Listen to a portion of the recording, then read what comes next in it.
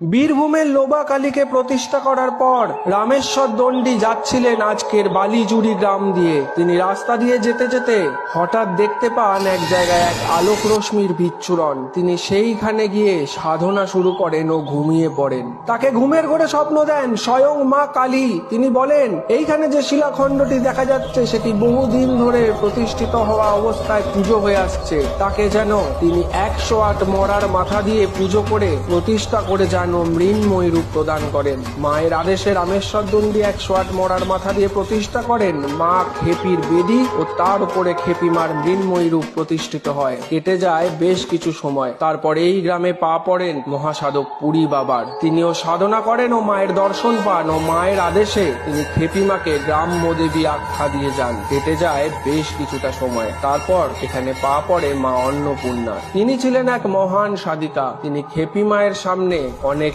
সময় ধরে তন্ত্র সাধনা করেন সিদ্ধি লাভের উদ্দেশ্যে। প্রচুর সময় কেটে যাওয়ার পর তাকে দর্শন দেন স্বয়ং মা কালী এবং তাকে সিদ্ধি লাভ করান। এবং মা কালী বলেন, মা অন্নপূর্ণার হাতে ছোঁয়া পেলে মৃত্যু পথযাত্রী রোগীও সুস্থ হয়ে উঠবে। কেটে যায় বেশ কিছু সময়। একবার মা অন্নপূর্ণা খেপি মাকে শাখা পড়াতে গিয়ে দেখে মন্দিরের দরজা বন্ধ এবং মা বন্ধ দরজার ভেতর থেকে হাত বের করে দেন শাখা পড়ার জন্য।